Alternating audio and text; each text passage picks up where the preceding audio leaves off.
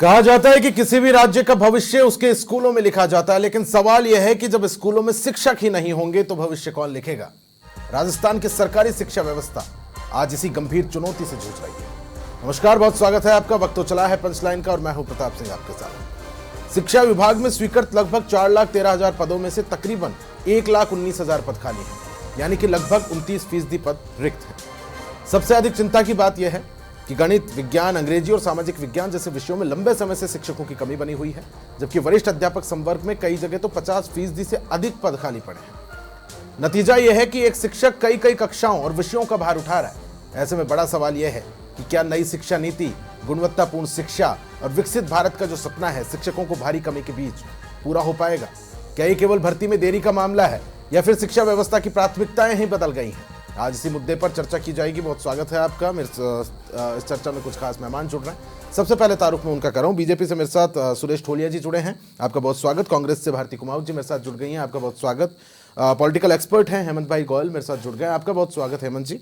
और रमेश पुष्करना जी जो कि अध्यक्ष हैं ABRSM के, आपका बहुत स्वागत। मैं उम्मीद करता हूं मेरी आवाज आप सभी तक पहुंच पा रही हो। सबसे पहले सुरेश जी, मैं आपका रुख करना चाह रहा हूं। बीजेपी से मेरा सवाल है, सीधा सटीक सवाल आपसे। सरकार शिक्षा को प्राथमिकता बता रही है, लेकिन पदों की संख्या जिस तरह से रिक्त है ये गंभीर सवाल खड़े करता है। क्या पढ़ाई एडजस्टमेंट वाली नीति पे चल रही है क्या? सुरेश जी। नहीं, सरकार के जो है शुरू से ही भजनलाल सरकार के और शिक्षा मंत्री मदन दिलावर जी की प्राथमिकता में है शिक्षा विभाग। लेकिन हमें कुछ समस्याएं जो है वो विरासत में मिली है, लेकिन उनका हम समाधान सही दिशा में और तेज गति से कर रहे हैं। सरकार, मुख्यमंत्री भजनलाल जी ने 5 साल में 4 लाख के जो है वो भर्तियां करने का संकल्प लिया था। उनमें से हम लोगों ने लगभग 1.25 लाख भर्तियां करी है। उनमें से भी 30,000 भर्तियां जो है वो शिक्षा विभाग के अंदर हुई है। 28,000 प्रक्रियाधीन है, जिसमें से आप जो बात कर रहे थे विज्ञान के, गणित के जो सेकंड ग्रेड की है, 10,500 भर्तियां अंतिम चरण में अपने, और 18,000 जो भर्तियां हैं उनको मुख्यमंत्री जी नहीं, फिर भी ये पद बहुत ज्यादा खाली हैं। आपको बताऊं 4.13 लाख स्वीकृत पद हैं, जिनमें से 1.19 लाख खाली पड़े हैं। और ये वरिष्ठ अध्यापक संवर्ग की मैं बात करूं तो 50% से ज्यादा ये स्थिति ऐसी बन रही है कि खाली हो जाएंगे। मैं बता रहा हूं आपको। तो शिक्षा मंत्री जी है, उन्होंने कहा कि हम लोग 1.5 लाख नियुक्तियां करेंगे। उनमें से मैंने कहा कि ये लगभग 58,000 के आसपास कंप्लीट है। 30,000 हो गई है, 28,000 अपने अंतिम चरण के अंदर है। अब समस्याएं कहाँ आ रही है? कई समस्याएं, एक तो जो अपन ये कह सकते हैं डीपीसी के लेवल पे आ रही है। कांग्रेस सरकार के समय से ही डीपीसी का मामला अटका हुआ है और कोर्ट के अंदर जो है वो इसके कई केसेस पेंडिंग है, और इसको उलझा दिया था कांग्रेस सरकार ने। डीपीसी का काम एक नहीं कर पाई थी सरकार। जो भारतीय जनता पार्टी की सरकार है, उन्होंने कोर्ट में मजबूती से पक्ष रखा है और 3rd ग्रेड से 2nd ग्रेड की डीपीसी का एक नियमित कैलेंडर निकाल के कैलेंडर के अनुसार करने का प्रयास कर रही है। जैसे ही हम लोगों को कोर्ट से अनुमति मिलेगी, तुरंत प्रभाव से 50,000 जो शिक्षक है उनका हम लोग प्रमोशन, 50 से 55,000 शिक्षक है उसके अंदर डीपीसी के माध्यम से प्रमोट होंगे बहुत तेज गति से, और कैलेंडर के माध्यम से ये चीजें की जा रही है। चलिए ठीक है। कांग्रेस से मेरे साथ भारती कुमार जी जुड़ी हुई हैं। भारती जी, जिस तरह से आपने इनका जवाब सुना है सुरेश जी का कि ये समस्याएं तो विरासत में मिली है, डीपीसी को उलझा कर रखने का जो आरोप है आप पर लगाया जा रहा है, आप क्या कहेंगे जिस तरह से शिक्षकों के पद रिक्त पड़े हैं और ये बड़ा एक आंकड़ा है? कम आ रही है आपकी भारती जी, एक बड़ा आंकड़ा है, शिक्षक पद रिक्त चल रहे हैं विद्यालयों में, और बीजेपी की ओर से कांग्रेस पर ये आरोप लगाए जा रहे हैं कि आपका ये मामला उलझाया हुआ है। बिल्कुल, मैं बता देती हूँ। इनकी सरकार में देखिए, शिक्षा का लक्ष्य प्राप्त करना इनका मुख्य उद्देश्य है ही नहीं। यदि आप शिक्षित हो जाएंगे तो सवाल करना सीख जाएंगे ना। तो इस चक्कर में ये बता देती हूँ कि मैं 4.25 लाख स्वीकृत पदों में से मात्र इन्होंने जो भर्तियां दी है उसके बावजूद अभी भी 1,79,000 पद रिक्त पड़े हैं, यानी कि 29% पद अभी भी शिक्षा विभाग में खाली पड़े हुए हैं। और अभी तक देखिए, पिछले 11 सालों में सबसे कम भर्तियां इस साल निकली है 2026 में 2nd ग्रेड। लेकिन ये स्थिति तो कांग्रेस के वक्त में भी इसी तरह की थी भारती जी, ये तो आपको मानना पड़ेगा। अभी तक शिक्षा सरकार किसी की भी रही हो, शिक्षा को प्राथमिकता दी ही नहीं मात्र 1150। भारती जी मेरी आवाज आप तक पहुंच पा रही है? सबसे कम आंकड़ा है ये इनका। जो मेरी आवाज इन्होंने आप इस तक वर्ष पहुंच पा रही है? निकाला आपकी है, सरकार के गहलोत वक्त में स्थिति सरकार तो की यही बात थी। कुल करते मिलाकर हैं तो चुनावी लगभग एजेंडा में शिक्षा तो कभी रही नहीं किसी 5 पार्टी वर्षों की। में 2018 से लेकर 2023 तक लगभग 60,000 भर्तियां निकाली थी, जिसमें से दावे के साथ हम कह सकते हैं कि 59,000 भर्तियां, जिसमें वरिष्ठ अध्यापक, सेकंड ग्रेड, इस पीटीआई, लैब असिस्टेंट, पुस्तकालय अध्यक्ष, कंप्यूटर अनुदेशक आदि के माध्यम से लगभग 55 से लेकर 60,000 भर्तियां माननीय पूर्व मुख्यमंत्री गहलोत जी की सरकार के समय हुई थी। चलिए ठीक है, मैं फिर से रुक करूंगा आपका। शिक्षक नेता हैं रमेश पुष्करना जी मेरे साथ अध्यक्ष हैं एबीआरएसएम के जुड़े हुए। रमेश जी, ये जिस तरह से विकट स्थिति होती जा रही, किस तरह से आप इसको स्थिति को देखते हैं? और ये काफी वर्षों से भी चली आ रही है जिस तरह से हम बात करें। सबसे ज्यादा किन विषयों की शिक्षकों की कमी है और किन क्षेत्रों में आप देखते हैं?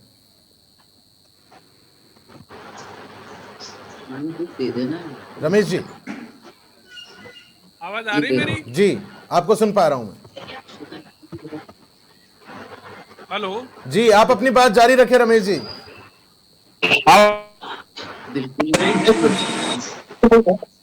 हेलो जी रमेश जी।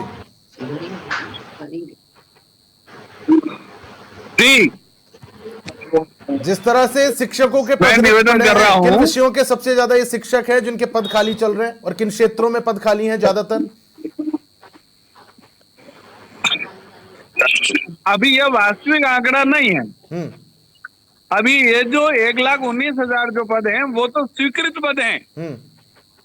2022 में गहलोत सरकार द्वारा 2022-23 में जो विद्यालय खोले गए वो 6,000 हैं और उन 6,000 विद्यालयों में प्रत्येक में 5 व्याख्याता और 3 वरिष्ठ अध्यापक और करने हैं। तो 8 के यदि हिसाब से माने तो 48,000 पद अभी और स्वीकृत करने बाकी हैं। उसके कारण शिक्षा व्यवस्था 6,000 स्कूलों में तो चौपट हो गई है। अभी विद्यालयों की स्थिति 1,19,000 आ रहे हैं। तोड़ दो लगभग आज की तारीख में लगता है कोई टेक्निकल ग्लिच है। मैं ग्लिच यहाँ पर आ रहा है, मैं फिर से रुक करूंगा आपका। मेरे साथ हेमंत भाई गोयल राजनीतिक विश्लेषक जुड़े हैं। शिक्षकों की जिस तरह से हेमंत जी कमी है, आप इसको प्रशासनिक विफलता के तौर पर देखते हैं या फिर राजनीतिक प्राथमिकताओं की यहाँ पर कमी प्रतीत होती है? हेमंत जी, देखिए प्रताप जी, अभी जैसा आपकी रिपोर्ट बता रही थी कि करीब 29% पद रिक्त हैं और वरिष्ठ शिक्षक संवर्ग में तो करीब 50% पद रिक्त हैं। यानी जिन महत्वपूर्ण विषयों को हम मानते हैं कि मैथ्स है, साइंस है, इंग्लिश है, इन पदों पर भारी कोटा है शिक्षकों का। और ऐसा नहीं है कि ये कोई एक दिन में पद रिक्त हो गए या केवल भजनलाल सरकार ने इन पदों को रिक्त कर दिया। 2019 में करीब उस समय 58,000 पद रिक्त बताए जाते हैं। तो अब प्रश्न ये है कि तो क्या फिर शिक्षा विभाग को बंद कर दिया जाए? कांग्रेस वाले बीजेपी पर दोषारोपण करते हैं, बीजेपी वाले कांग्रेस पर दोषारोपण करते हैं, लेकिन भाई व्यवस्था तो सभी डीपीसी समय पर होती नहीं है। वर्षों से डीपीसी बंद पड़ी है। डीपीसी नहीं होगी तो कई पद तो ऐसे होते हैं जो डीपीसी ही भरे जाते हैं, उनमें सीधी भर्ती होती नहीं है। तो वहां पर फिर डीपीसी नहीं होगी तो दूसरे पदों पर सीधी भर्ती नहीं हो पाएगी। तो ये तमाम बातें हैं। अब मेरी बात समझ में नहीं आती कि गहलोत सरकार में आनंद फानंद में 6,000 स्कूलों को उन्होंने खोल दिया, कोई पद वहां पर नव सृजित किए नहीं गए, पदों की भर्ती की नहीं गई। उनका तो हाल ये था, गहलोत साहब का तो जो मांग रहा है जो देते जाओ, क्योंकि उनको तो अपनी सरकार रिपीट करने का सबसे बड़ा झंझट था कि मैं सरकार मुझे रिपीट करनी है। जिसने जो मांगा दिया, स्कूल मांगा स्कूल दिया, हॉस्पिटल मांगा हॉस्पिटल दिया, यूनिवर्सिटी मांगी यूनिवर्सिटी दी, जो मांगा लिया, जिला मांगा जिला दिया, तहसील मांगी तहसील दी। तो लेकिन अब इस तरह से तो व्यवस्थित ढंग से अगर काम किया जाएगा तो काम आगे बढ़ेगा ना। अब डीपीसी समय पर नहीं होती, व्याख्याता की आप बताइए 16,000 पद रिक्त हैं, वरिष्ठ शिक्षक की 40,000 पद रिक्त हैं। यानी शिक्षा विभाग, अब आप बताइए, कभी स्कूलों की बिल्डिंग गिर जाती है, स्कूलों की भवन है नहीं, स्कूलों में संसाधन है नहीं, कुल मिला के स्थिति दयनीय चल रही है जिस और आप इशारा कर रहे हैं। मैं बिल्कुल समझ पा रहा हूं। बिल्कुल जवाब लेते हैं। सुरेश जी मेरे साथ बने। सुरेश जी, जिस हिसाब से 29% पद हैं, 29% पद खाली हैं, सरकार क्या बता सकती है? कोई तय समय सीमा है इन पदों को भरने को लेकर? और क्या आप ये भी मानते हैं कि बच्चों की नहीं। पढ़ाई भी प्रभावित हो रही है सुरेश जी? मैं कोई दोषारोपण नहीं कर रहा हूं, मैं कह रहा हूं सरकार इसे प्राथमिकता के आधार पर पूरी कर रही है। मदन दिलावर जी ने 1.5 लाख शिक्षकों के नियुक्त जो है वो भर्तियों का लक्ष्य रखा है, और ये जो कांग्रेस की प्रवक्ता कह रही है हमने 5 साल में 60,000 कर दिए, तो आप समझ रहे हैं ना कितने पद खाली इनके समय ही हो गए। 60,000 तो करे भी नहीं होंगे अब इन्होंने, लेकिन यदि करे हैं तो भी कम हो गए। 30,000 भर्तियां हो गई, 28,000 प्रक्रियाधीन है, 1.5 लाख नियुक्तियां कर देंगे। डीपीसी का मामला भी सरकार ने, जो सीनियर 3rd ग्रेड से 2nd ग्रेड की बात है, उसको कैलेंडर निकाला है सरकार ने कि सिर्फ कोर्ट से परमिशन मिल जाए तो हम लोग इस काम को तेजी से करें। अच्छा, भर्ती कैलेंडर स्थायी क्यों नहीं बनाया जाता सुरेश जी? सरकारें किसी की भी हो, ये स्थिति सभी सरकारों के वक्त की है और बच्चों का भविष्य यहाँ पर बिल्कुल बनाया जाता है। 1 लाख भर्तियों का कैलेंडर जो है वो निकाल दिया गया है। सरकार सारी नियुक्तियां जो है कैलेंडर से ही कर रही है। ये आप कांग्रेस का टाइम याद कर रहे हैं जब इन्होंने सारी व्यवस्था को तहस नहस कर दिया था। होता क्या था कि रीट का एग्जाम हो रहा है, 2nd ग्रेड का हो रहा है, 1st ग्रेड का हो रहा है, फिर उसका पेपर लीक हो जा रहा है, फिर वो भर्ती कोर्ट में चली जा रही है। इस तरीके की अव्यवस्था और जो प्रशासन है वहां पर प्रशासनिक स्तर पर चीजें खराब हुई कि इस व्यवस्था को दुरुस्त कर रहे हैं हम लोग। इन्होंने बेड़ा गर्क कर दिया शिक्षा विभाग का। एक तो घोषणा वीर थे जो अशोक गहलोत साहब, जो साहब ने भी बताया कि 6,000 वैकेंसी, 6,000 इसमें एक बड़ा पहलू ये भी तो है कि एक तो शिक्षकों के पद खाली हैं। सुरेश जी, नीति बदल गई है। मेरी एक बात सुनो, नीति बदल दी हम लोगों ने कि स्कूल खुलेगा उसके साथ ही पद सर्जित किए जाएंगे। अब 2022 के अंदर आप स्कूल खोल के चले गए, आप पद सर्जित नहीं करे। आप देखो कितनी शर्मनाक बातें ये सारी है। अब मैं ये कहूं कि इन्होंने जो अच्छा सुरेश जी, इसमें मैं कुछ जोड़ना चाह रहा हूँ। एक बड़ा पहलू ये भी है इसमें, एक तो इतनी बड़ी तादाद में पद रिक्त पड़े और उसके अलावा गैर शैक्षणिक जो कार्य हैं टीचर स्कूल में भी लगा दिया जाता है, तो बच्चों की स्थिति क्या होगी आप समझ सकते हैं?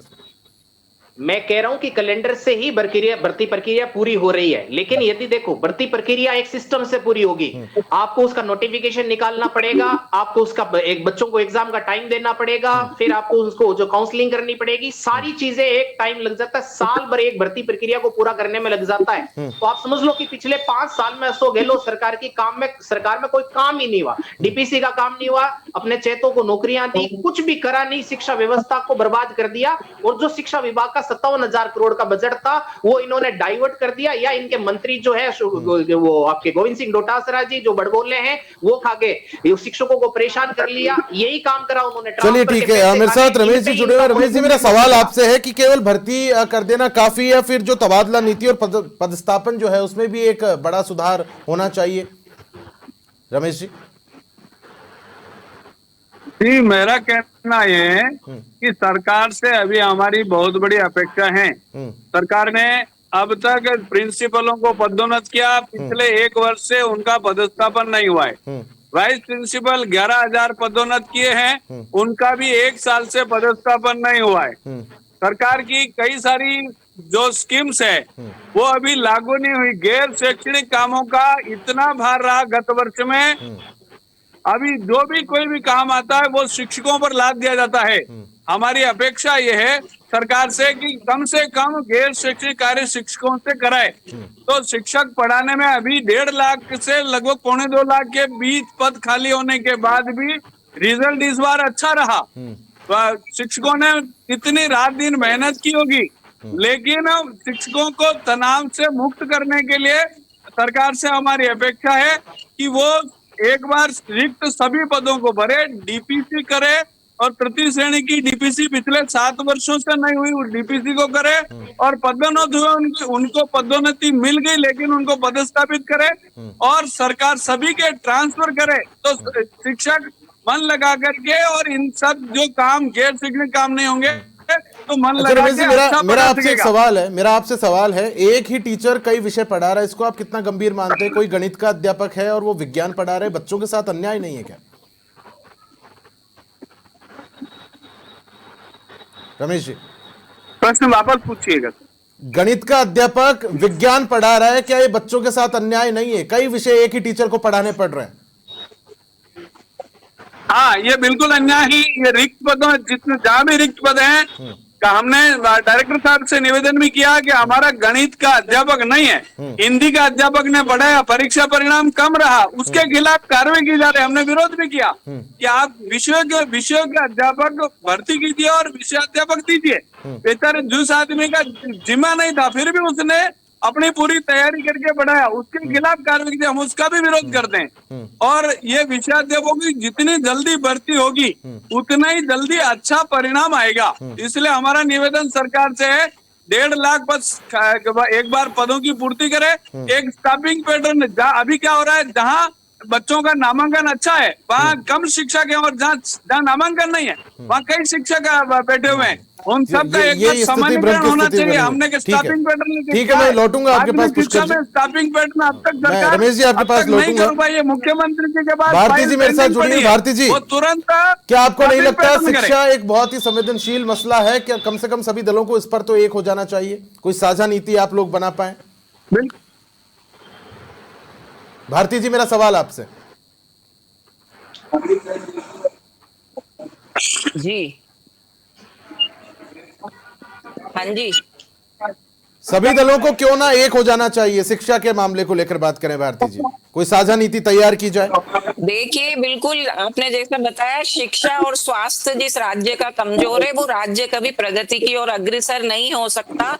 जो बीजेपी प्रवक्ता शायद ठोलिया जी है, ये हमेशा केवल कांग्रेस को कोसने का काम करते हैं। अरे जो 90% काम हमारी सिंगल इंजन की, जो हमेशा केंद्र से जिसको कभी मदद नहीं मिली, फिर भी उन्होंने कम से कम 59,000 भर्तियां करके दिखाई। और जो आप लोगों ने फॉर्मेलिटीज करी है ना घोषणाएं करके, वो हमारी सरकार की दी हुई है।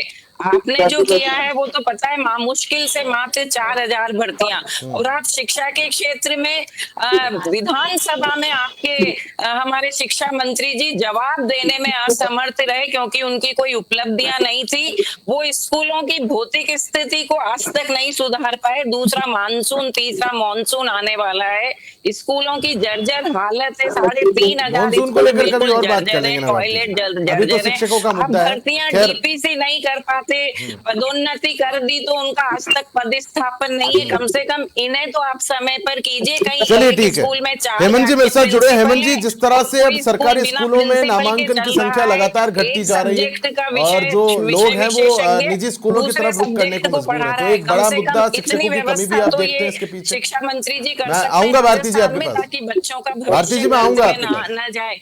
जहाँ तक ये गहलोत भारती जी मैं आऊंगा आपके पास। मेरा सवाल हेमंत जी से। भारती जी, आपने बिजली गिरा दी, भारती जी मेरी आवाज सुन पा रही हैं आप? योजना बिल्कुल बंद करके रख दी है। कहाँ भारती जी मेरी आवाज सुन पा रही हैं आप? मेरा सवाल हेमंत जी से है, मैं लौटूंगा आपके पास। हेमंत जी, नामांकन घटते जा रहे हैं सरकारी स्कूलों में और निजी स्कूलों का रुख करने को लोग मजबूर हैं।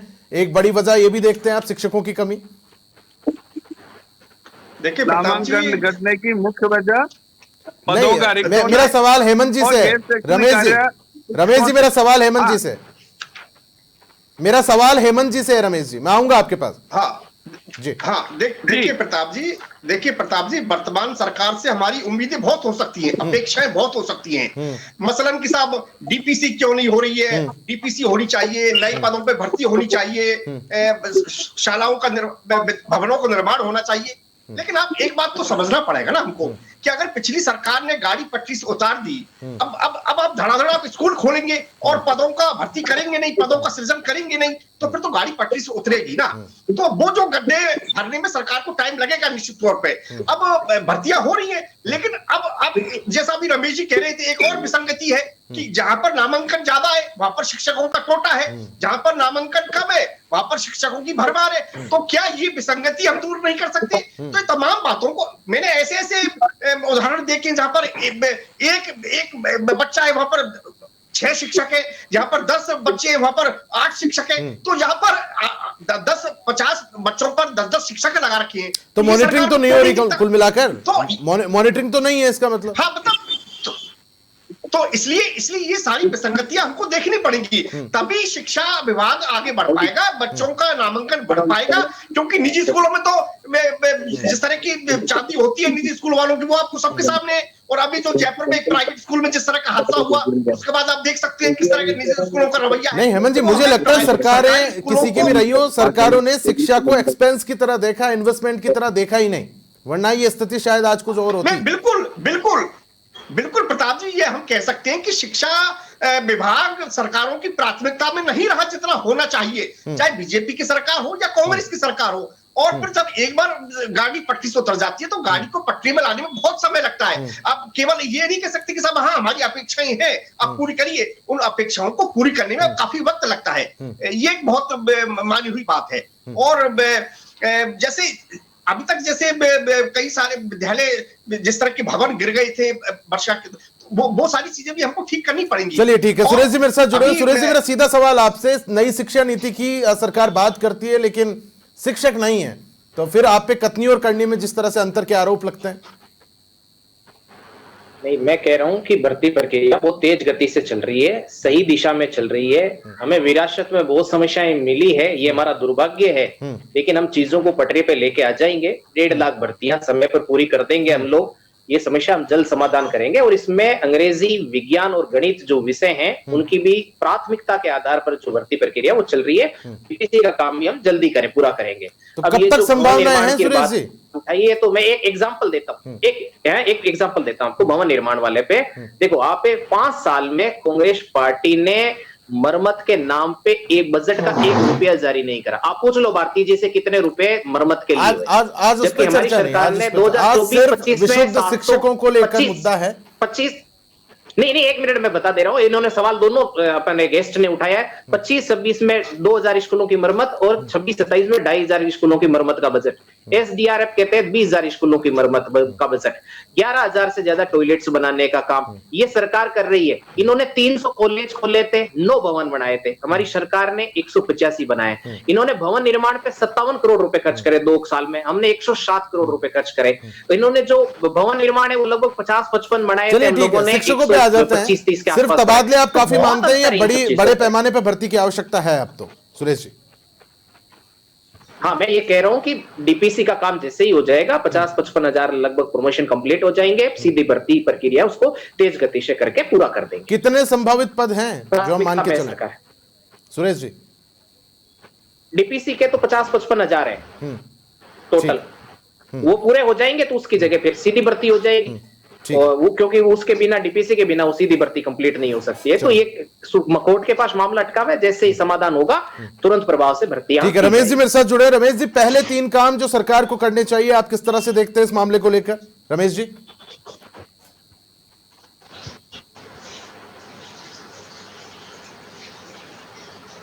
रमेश जी, पहले 3 काम जो सरकार को करने चाहिए, क्या लगता है आपको?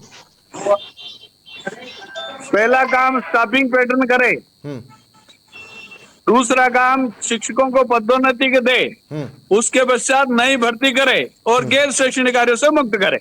ये 4 काम हो जाएंगे, शिक्षा व्यवस्था बहुत बढ़िया हो जाएगी। ठीक है, हेमंत जी मेरे साथ जुड़े। हेमंत जी, जिस तरह की ये विकट स्थिति बनी हुई है, अगर ये स्थिति समय रहते ठीक नहीं होती तो इसका प्रभाव तो अर्थव्यवस्था पर भी पड़ेगा, मानव संसाधन पर भी पड़ेगा, रोजगारों पर भी पड़ेगा। हेमंत जी, मेरा सवाल आपसे। नहीं, निश्चित रूप से पड़ेगा प्रताप। हाँ, नहीं, निश्चित रूप से पड़ेगा प्रताप जी। और जैसा भी रमेश जी कह रहे थे, मैं बिल्कुल इनकी बात का समर्थन करता हूं कि जब तक ये 3-4 सुधार गुणात्मक तौर पर नहीं होंगे तब तक शिक्षा विभाग को पटरी पर लाना बहुत मुश्किल है। क्योंकि मैंने कहा कि डीपीसी रुकी पड़ी है, डीपीसी नहीं होंगी तो नई भर्ती नहीं हो पाएंगी। और फिर जो जिस तरह से शिक्षकों का और स्कूलों का जो अनुपात है वो खराब पड़ा है, नामांकन कहीं ज्यादा है कहीं कम है, तो ये सारी चीजें ठीक करनी पड़ेगी। और अगर भाई, चूंकि बच्चे तो देश का निर्माण करते हैं, वो तो राष्ट्र निर्माता माने जाते हैं, अब वहीं पर अगर तो अच्छा, फिर एक चीज और है ना कि जिस तरह का गुणवत्ता हमारी सरकारी स्कूलों की मानी जाती रही है, भले ही प्राइवेट स्कूल्स में कितनी फीस लगती हो, लेकिन हमारे सरकारी स्कूलों की गुणवत्ता रही है, ऐसा नहीं है गुणवत्ता नहीं रही है। माध्यमिक शिक्षा बोर्ड तो किसी जमाने में एक बहुत बड़ी अच्छी संस्था इसको माना जाता है, तो बहुत प्रीमियम एक एजेंसी माध्यमिक शिक्षा बोर्ड को माना जाता रहा है। चलिए ठीक है, मेरे पास समय की थोड़ी कमी है, मैं क्लोजिंग स्टेटमेंट की ओर आ रहा हूं। सबसे पहले सुरेश जी, मैं आपके पास आ रहा हूं। अगले 12 महीनों में कितने पद भर दिए जाएंगे, और मुझे इरादा मत बताइएगा, आंकड़ा दीजिएगा सुरेश जी संक्षिप्त में। मैं ये कह रहा हूं कि 28,000 फाइनल है, जो कि प्रक्रियाधीन है, वो हो जाएंगे। 18,000 की नई की सीएम साहब ने घोषणा करी है, वो भी हो जाएंगे। डीपीएससी के भी 50 से 55,000 पद है, वो हम लोग पूरा कर देंगे। ठीक है, रमेश जी आपके पास आ रहा हूं। क्लोजिंग स्टेटमेंट, आपकी आखिरी प्रतिक्रिया संक्षिप्त में। सरकार जल्दी ही इन दोनों चारों जो विषय मैंने बताए इस पर अग्रसर होगी और स्कूलों को जो ग्रांट मिलती है वो ग्रांट दिला दें समय पर, और ताकि वहाँ शिक्षण कार्य भी व्यवस्थित होगा। और शिक्षकों का मनोबल बढ़ाने के लिए तृतीय श्रेणी के ट्रांसफर कर दीजिए, और बाकी ट्रांसफर कर रहे हैं, इसलिए सरकार को धन्यवाद है। चलिए, और पॉलिसी लागू करना हमारा लक्ष्य है।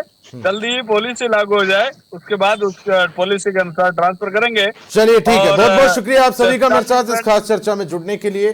तो जिस तरह से स्कूलों में जब घंटी बजती है तो बच्चे तो वक्त पर पहुंच जाते हैं, लेकिन शिक्षक नहीं पहुंच पा रहे। देखने वाली बात होगी कब तक ये स्थिति, सुधारात्मक कदम इस स्थिति को उठाए जाते हैं। फिलहाल के लिए पंचलाइन में इतना ही। नमस्कार।